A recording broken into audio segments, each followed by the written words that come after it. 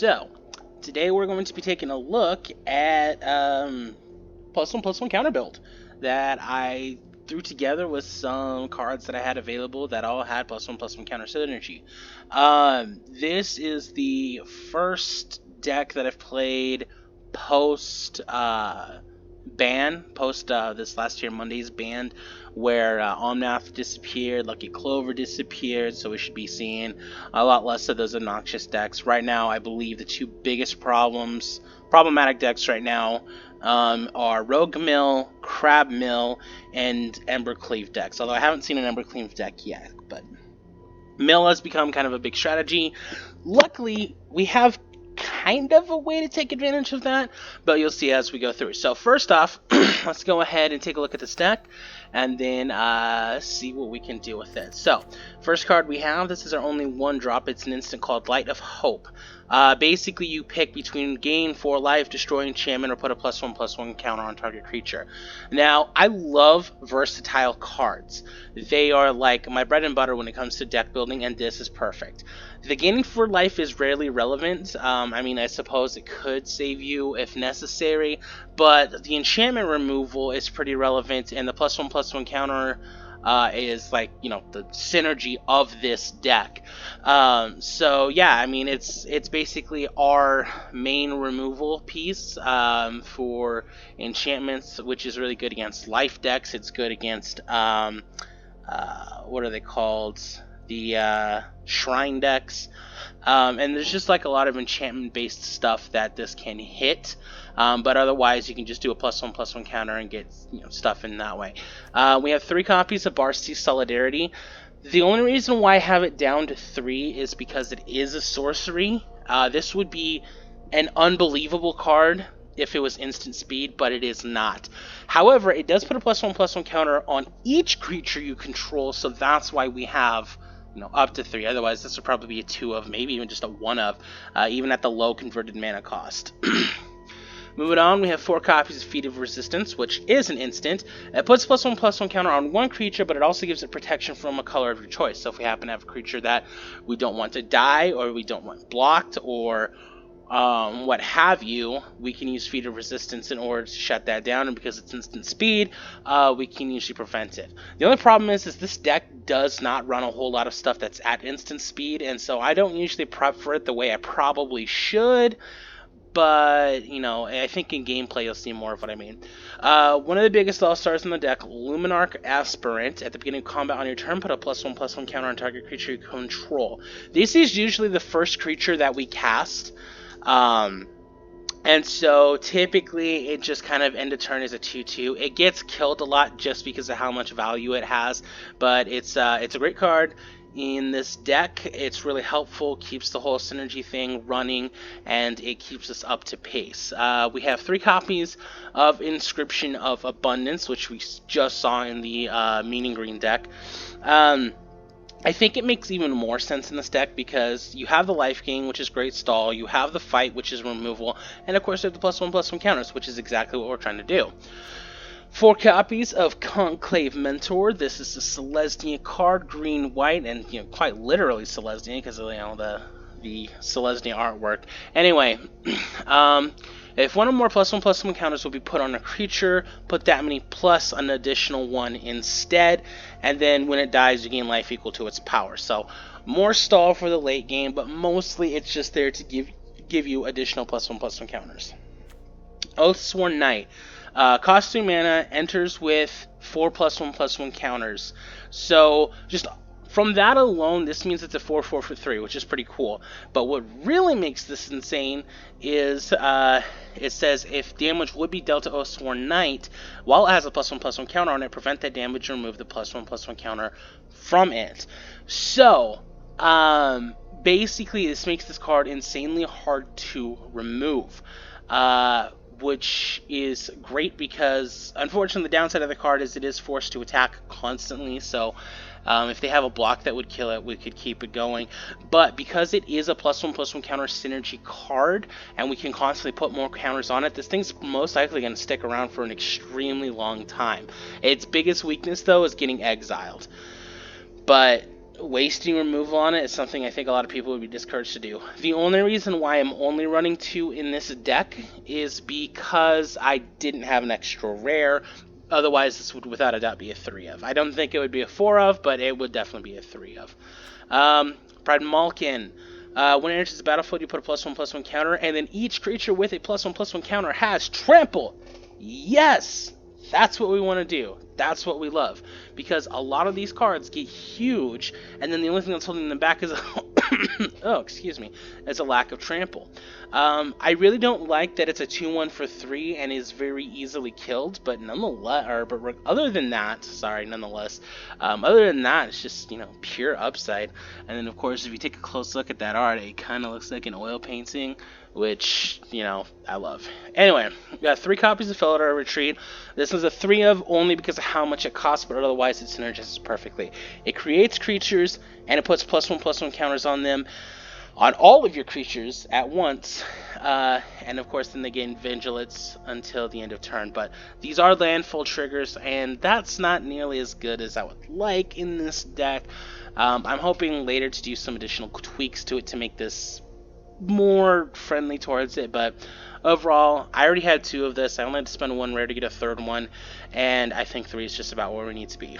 Next, we have Nissa, Shadow of Bows.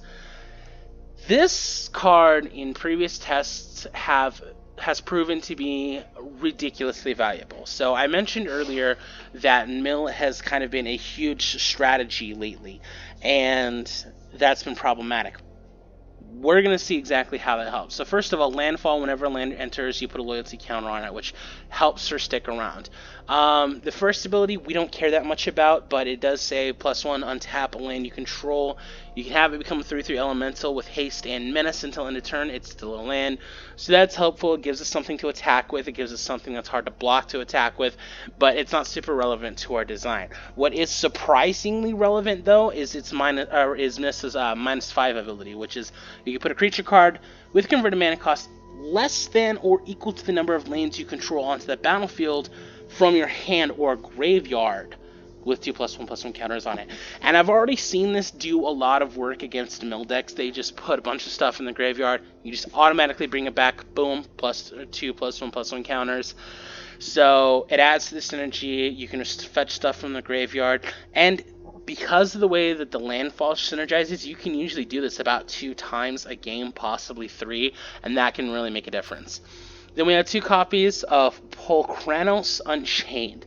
The only thing that makes this card work in this deck is the fact that it works with +1/+1 counters. So it either enters with 6, or if you're spending 6 mana to escape it from the graveyard, it enters with 12.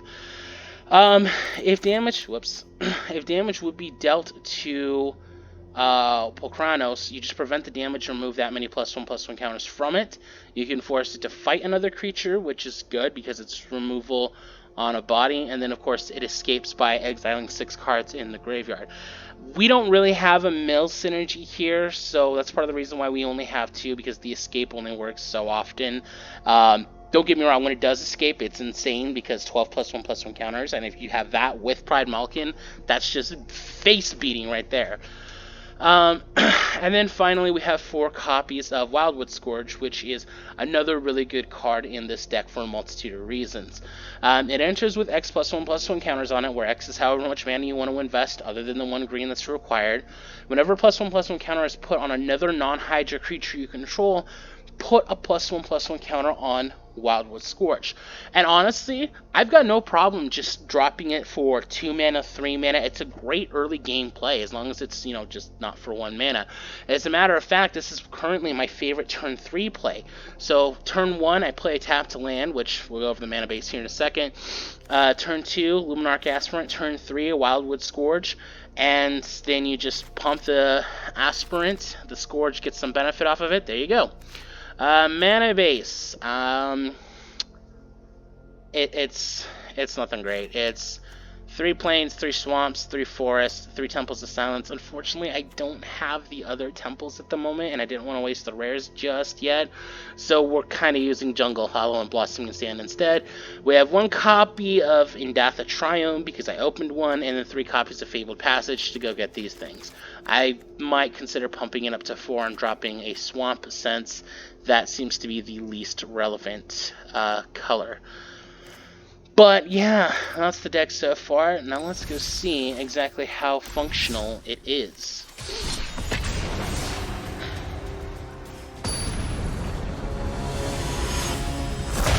Alright. Sven with a Barcy Avatar. I wonder if we're going to be dealing with yet another lifelink deck. Alright, we have Indatha, we have a Plains, we have a Fabled Passage. So that alone makes this a pretty decent hand. The only thing I don't like, you know what, actually never mind, I'm perfectly fine with this, because this is our turn 2 play right here, and this is our turn 3, so yeah, we can work with this is fine. So we'll keep it. And what we're going to do is we're going to play, hey look, there was our 4th land, that's good. Play Indatha, and turn. Yeah. Oh, okay, never mind, hold up. Dogs. Okay, we are playing against doggies. Drop a forest, drop a Conclave Mentor, pass. I looked at some of the stuff necessary for the dog tribal synergy. It doesn't seem like that good of a deck, in my personal opinion. I'm just gonna go ahead and take the damage, and then let's drop a Plains, Wildwood Scourge. We'll go ahead and max it out at 2. Autopay. And of course it comes in with 3 because of Conclave Mentor, but we are not going to attack.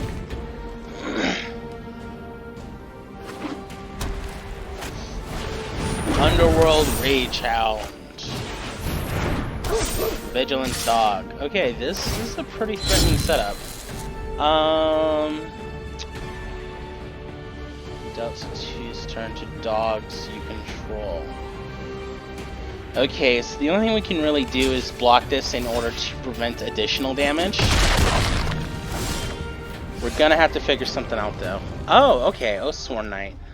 Well, let's start by putting down Fabled Passage, and I have to choose between Oathsworn Knight and... Ooh, okay. They don't have an enchantment that I can destroy, so this doesn't really give me a whole lot of value. But I could play this with the Oathsworn Knight, or I could just play Nissa, next turn get double Fabled Passage triggers. But then again, what does she actually contribute to this particular situation? Nothing, really. Ooh, I think we're gonna go with Oathsworn Knight. So let's go ahead and get a Swamp. Cast the Oathsworn Knight. Comes in with 5, pumps the Wildwood Scourge. Play Light of Hope. We'll put a +1/+1 counter on our creature. We'll put it on the Conclave Mentor, making it stronger, makes the Scourge stronger, and now we will attack with the Scourge. I think they're gonna block with the Rage Hound and the Alpine Watchdog, which I'm fine with. It sucks that we'll lose the Scourge, but we will be removing 2 of their creatures, and right now I'm more scared of them going wide than anything else, although it doesn't look like they have a whole lot of gas left. Okay, so they're putting the Rage Hound in front of it, and that's it. Probably because they can escape it. Yeah. Igneous Cur. Alright, so... do I really want to lose counters on the Oathsworn Knight? You know what? I'm actually not that concerned about it. So, Conclave Mentor here, Oathsworn Knight here, and we will just block. Okay, Fatal Resistance. So we'll go ahead and play Nissa now. Some double landfall triggers. But it gives me power. Gives... I think another planes is the right way to go about it. Then we will go ahead and untap, I guess, the Andatha Triome. I don't really want it to be anything other than an Andatha Triome. So now we're going to go ahead and move to combat. Yep, that's right. This is a mandatory attack. So we're going to leave the Conclave Mentor untapped. And then let's see what they do.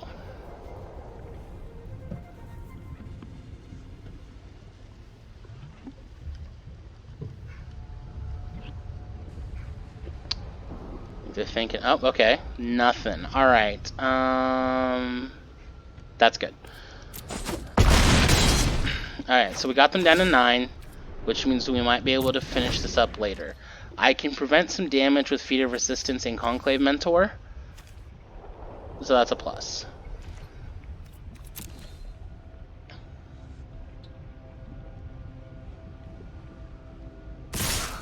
Alright, so they're swinging. Prevents all damage, okay. So we're going to be blocking 1 Alpine Watchdog.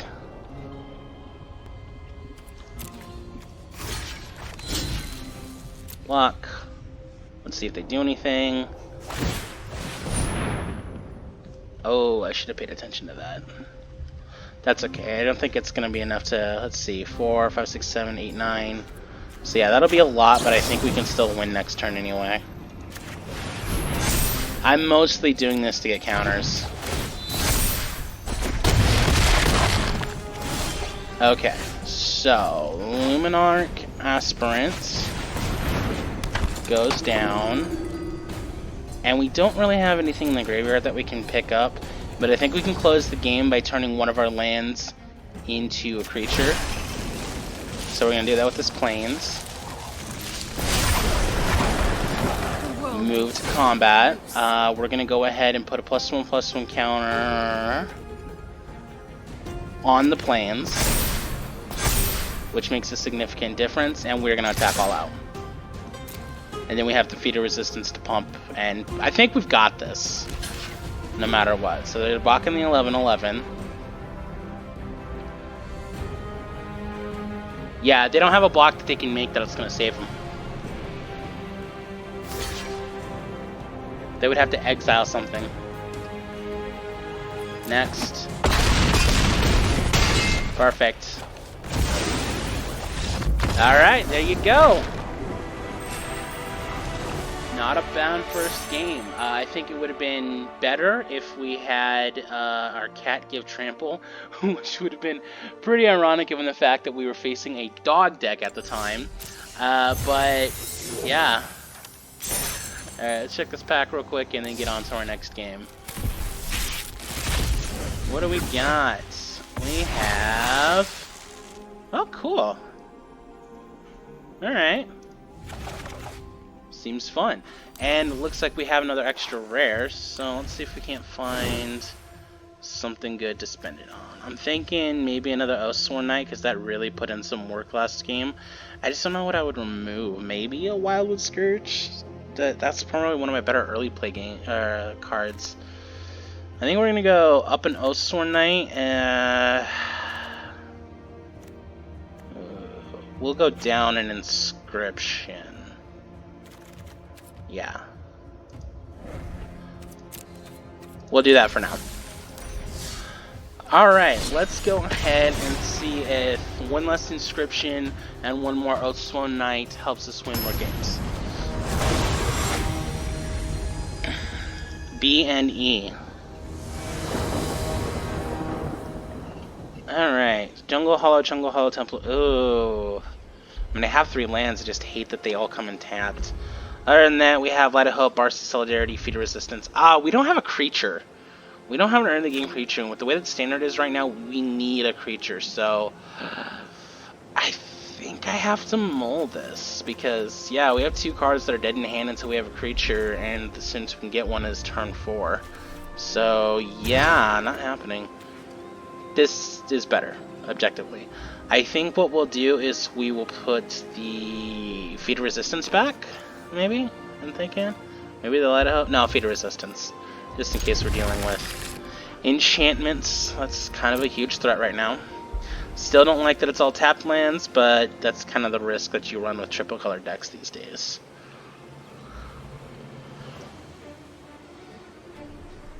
At least until I can get some more of those other lands.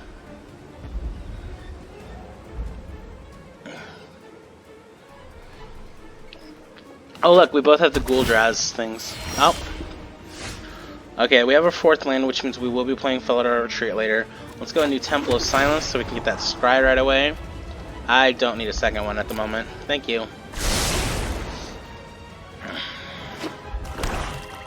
Oh, I hope I get a basic next turn so I can play Luminarch Aspirant. Boom! Cookie count.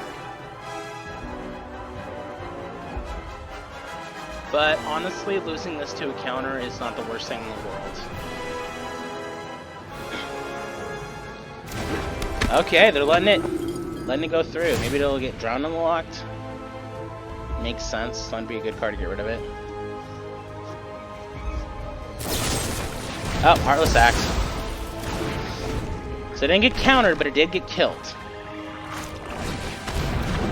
Soaring Thought Thief. Any more cards in the graveyard. Rogues +1.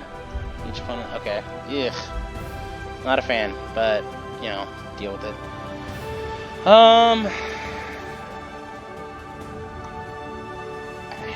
I don't think we have a play this turn other than land. Yeah, we'll just end the turn. This is instant speed, so if they play an enchantment that I'm concerned about, I can pop it, but other than that, I think we just kind of waste our turn 3, which is kind of sad. I think the first 4 turns are the most important turns in a game. Especially in a deck that doesn't really have draw. Oh, that sucks. Okay, again, I'm hoping for another basic because then I can play Felidar. Oh, shoot. Either Light of Hope or Felidar Retreat, and it's probably gonna. Yep. That's depressing. Okay, well, we'll put down the Jungled Hollow. Put down Predmalkin. She will counter herself. And yeah.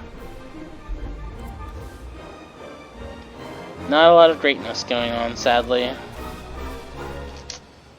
This could end up being a dud. We need like a super draw right now. We need a Nissa or, you know, something that gives us value. But right now we're not dealing with that. We just kind of have one Pride Malkin and some stuff that makes, and that's dead. Dang. Okay, we lost 2 lands. Oh, Sworn Knight. There we go. This is something I can work with. Can't miss on land drop, so I'll put the Fable Passage down. And go get. Let's see, how balanced are we with lands?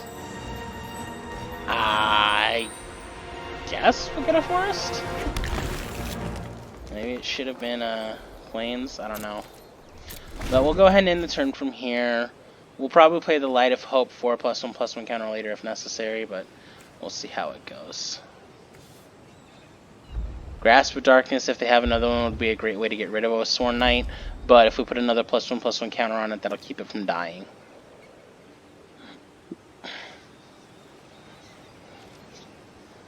Alright, pass. They have not been swinging with that thing nearly as much as you would think. Alright, pass.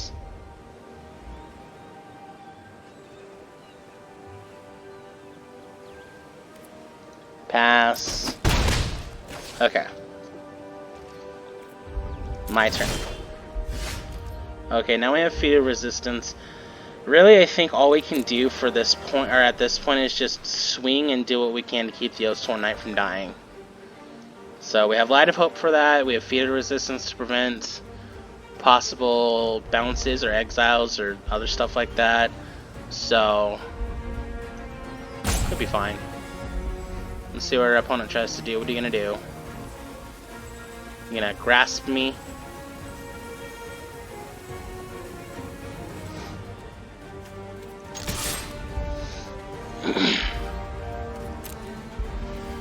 Anything? Nope. Okay. Well, they're taking the damage, so we'll just go ahead and end the turn as it is. Okay, so they're drawing a card.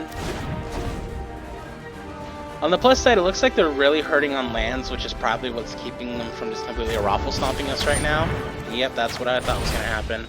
So we'll put a +1/+1 counter on the Oathsworn Knight, effectively wasting their turn, which is awesome. I love doing that.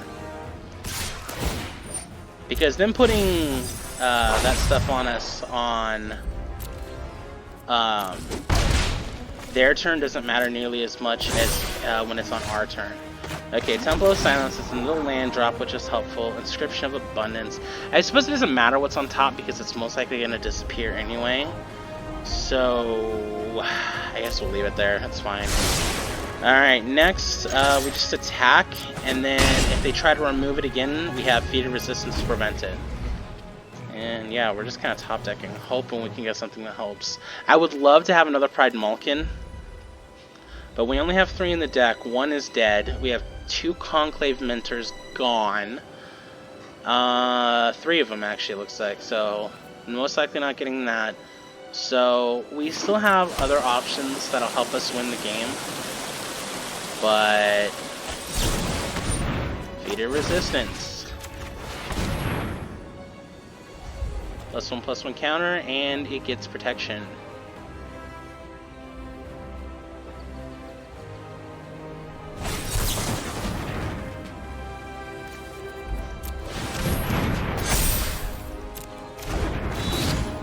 Boom.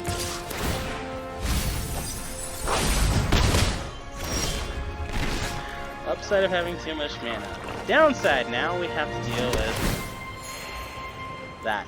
Okay, so we're just gonna go ahead and attack. And surprisingly, unless they can successfully remove the Oathsworn Knight next turn, we win. Unless they block the Soaring Thought Thief. Do you have another Drown in the lock? What do you got? Do you have something that ends this for us? Well, they have something that prevents us from winning, I guess. Okay, that doesn't really... I really wish I would have drawn a Pride Malkin. Alright, so we'll just go ahead and attack with the Oathsworn. Yeah, it has to block, otherwise you lose. And that prevents us from just straight up winning, at least at the moment. Let's see what they do now.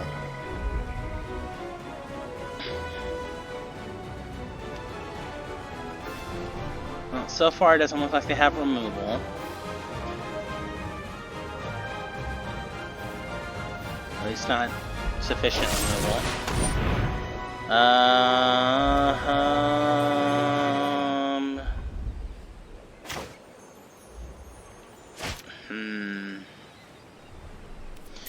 I'm worried. No, they don't have a Grasp of Darkness, that's for sure. So there's nothing I can really do about that. So there's no point in playing Light of Hope at the moment. I'd rather keep them guessing.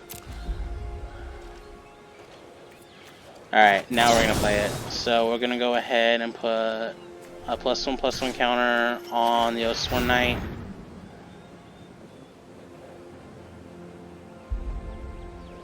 Hopefully they try to counter and we can shut that. Nope. Okay, cool. I don't want land! Stop giving me land! We'll go ahead and play Blarts of Solidarity. I would much rather have another creature on the battlefield to play this, but you do what you gotta do. So we'll go ahead and swing. Not that we have a choice. Oh, look at this guy over here with a surprise rogue. Really? Oh, I see, because it doesn't die.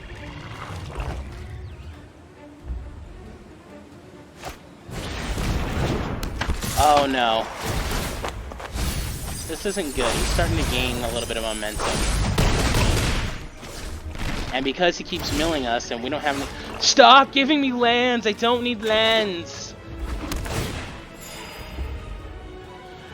Oh no. After all of this work... All of this work, we're probably done for now.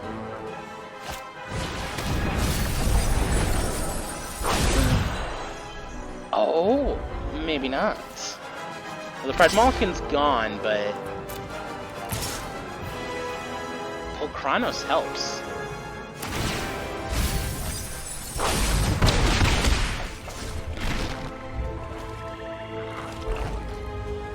Now I just need to figure out a way to survive. Alright, well, we're gonna start by escaping Polkranos, and I guess it doesn't really matter what we remove since we don't have a way to get any of it back. They already hit both of our Nistas, so... Without me, Zendikar is lost. No! I'm done.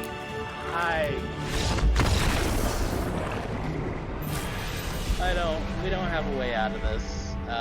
Polkranos gave us the option to remove one of their rogues, and without that, we're just done for, so. Yeah. It sucks too because Polkranos was very specifically the key card to dealing with Mill, and Mill beat us on it. Alright, Shishi Wizard. We'll do one more round. We're already at the 30-minute mark, so yeah, this is gonna be it for us. I don't love it. I really, really don't love it, but realistically, I can play a Wildwood Scourge 2 turns in a row with this, so we'll work with it. Sands go. Alright, whatever they're playing, it has green in it. It also has black. Does it have white? We have white. Nope. Yeah, it's kind of got the whole self-null thing. Alright, so we'll go ahead and play Luminarch Aspirant. Gives itself some power. Moving on. They might kill it. They're definitely playing a swamp. They are playing a swamp, we know that.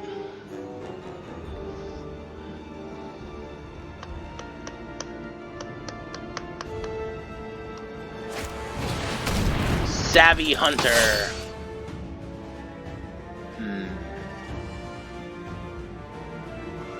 It gives card draw.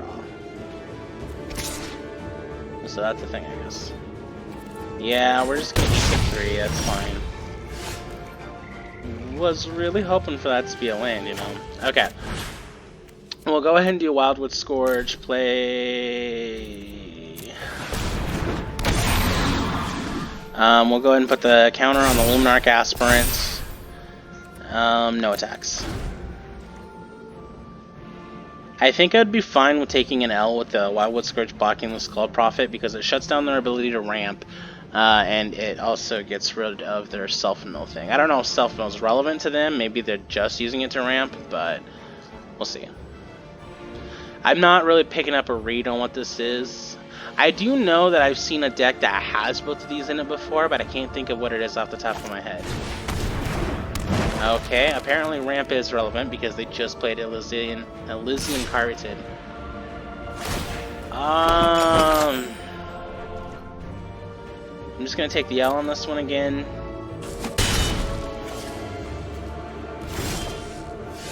Okay, Conclave Mentor would be nice if I had another land, so... I think my options are either hold up Feat of Resistance for a blocking option or put down another Wildwood Scourge, and I think we're gonna hold up the Feat of Resistance. So, next, put a counter on the Aspirant. Yep. Pump the Scourge. Then we will attack with the Aspirant. Chances are they'll just eat it. Next. Okay, cool. End turn.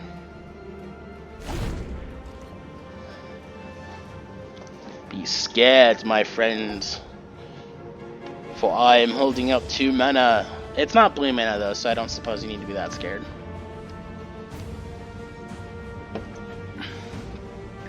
Counter spells have really been my bane lately. It's been super annoying. Ah, Beanstalker Giant. Well, specifically Fertile Footsteps. Aha! They have put down another forest. I could use a forest. Or a swamp. I could use a land. I really don't care what it does as long as it's a land and doesn't enter tapped. Okay, that's a thing, I guess.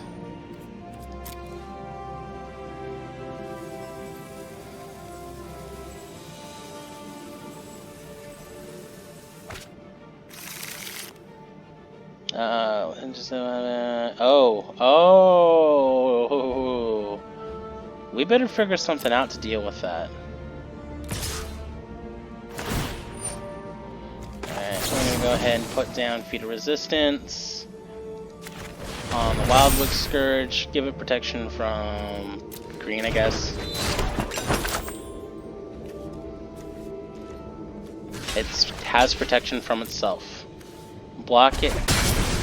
The Savvy Hunter. Really?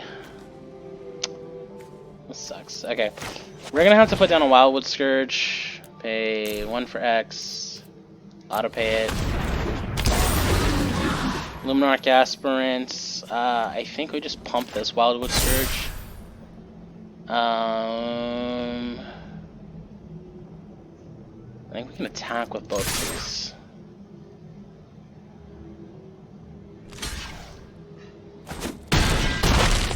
Yeah. We're not doing as well as I would love. But if we can get another land and we play the Conclave Mentor, I think we can start plowing through. Or even the Oathsworn. No, I think I'd rather play the Conclave Mentor next. But we'll deal with what we can. We'll do what we can with what we have.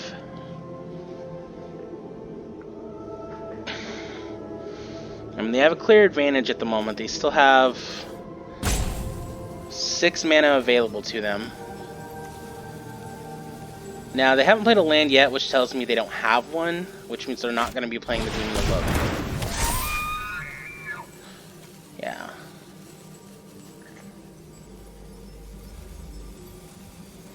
And if we can do anything, I think if we focus as much as possible on putting so much pressure on them that they lose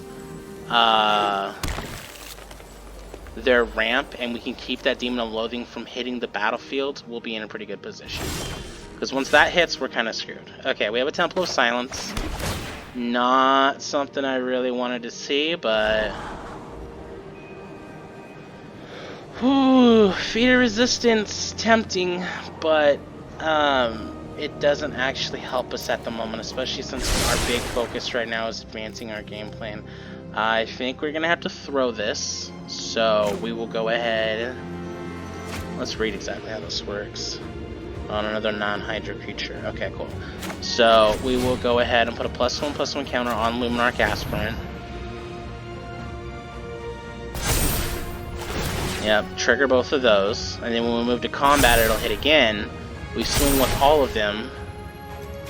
And either they take potentially lethal amounts of damage, or they lose a lot of stuff. Either way, I think we might surprisingly get ahead here.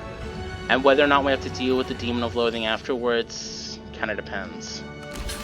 Okay, so yeah, figures they would throw the Fertilid in. Alright. We might still be in the clear. It all depends. This is going to come down. It still can't attack until next turn, and will most likely be used as a blocker, so...